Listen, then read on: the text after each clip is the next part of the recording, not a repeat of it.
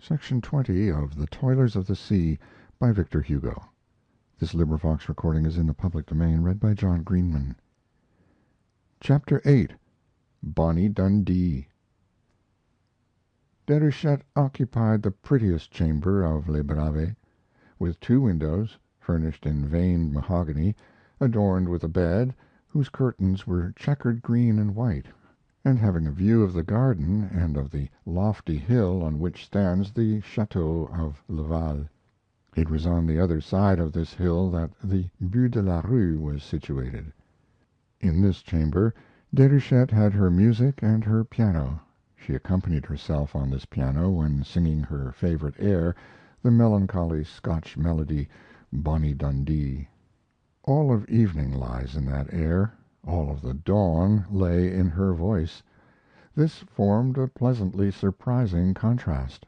People said, "Miss Déruchette is at her piano," and the passers-by at the foot of the hill sometimes paused before the garden wall of the Braves to listen to the fresh singing and the sad ballad. Déruchette was joy itself, going and coming in the house. She created a perpetual springtime there. She was beautiful, but more pretty than beautiful, and more graceful than pretty. She reminded the good old pilots, Mess Lethierry's friends, of that princess in the ballad of Soldiers and Sailors, who was so beautiful that she passed for such in the regiment. Mess Lethierry said, "She has a cable of hair." She had been of remarkable beauty from her very infancy. They had long feared for her nose, but the little girl, probably determined to be pretty, had held her own. Her growth had played her no ill turn. Her nose had grown neither too long nor too short. As she grew up she remained charming. She never called her uncle anything but father. He tolerated in her some gardening and housekeeping talents. She herself watered her beds of hollyhocks, purple foxgloves, perennial phlox, and scarlet benet. She cultivated pink crépi and pink oxalis. She took advantage of the climate of that island of Guernsey, which is so hospitable to flowers. Like every one else, she had aloe in open ground, and, what is more difficult, she was successful with Nepaul cinquefoil. Her little kitchen garden was skilfully arranged. She made spinach follow radishes and peas succeed spinach.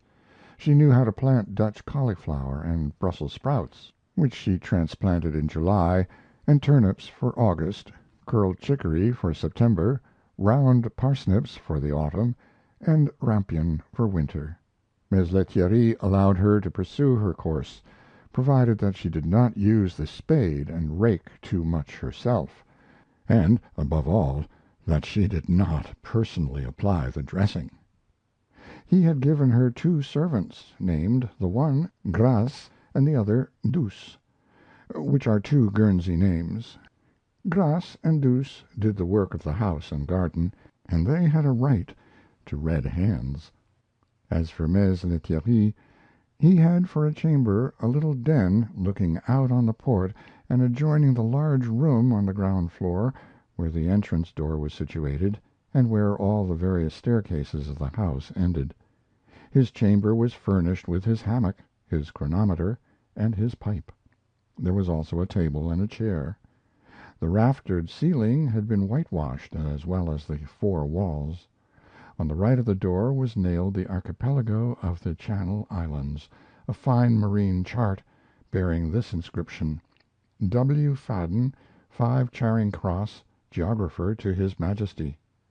And on the right, other nails held outspread on the wall one of those huge cotton handkerchiefs on which are figured in colors the signals of all the navies on the globe, having at the four corners the standards of France, Russia, Spain, and the United States of America, and in the center the English Union Jack. Douce and Grace were two creatures of a certain kind, in the good sense of the word. Douce was not ill-disposed, and Grace was not ugly. These dangerous names had not turned out badly. Douce, unmarried, had a gallant. In the Channel Islands this word is in use, the thing also. These two maids had what may be called the Creole style of service, a sort of slowness peculiar to Norman domesticity in the archipelago. Grace, coquettish and pretty, gazed incessantly at the horizon with the uneasiness of a cat. This was caused by the fact that having, like Douce, a gallant, she had also, so it was said, a sailor husband whose return she feared. But that does not concern us.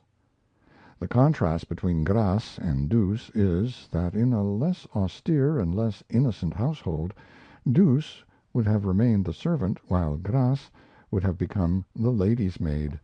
Grace's possible talents were wasted with a candid girl like Déruchette. Besides, the love affairs of Douce and Grace were latent. Nothing reached Mess Lethierry in regard to them, and nothing of them was reflected on Déruchette.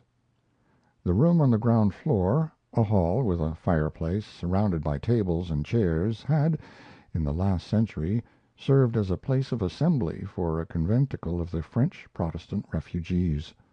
The bare stone wall had for its sole luxury a frame of black wood wherein was outstretched a placard of parchment ornamented with the feats of Benign Bossuet, Bishop of Meaux.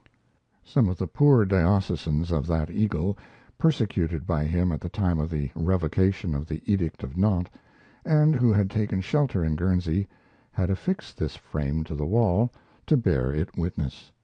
There one could read, if one succeeded in deciphering a heavy writing and yellow ink, such little known facts as the following: October 29, 1685, demolition of the temples of Morcerf and of Nanteuil, demanded of the king by Monsieur the Bishop of Meaux.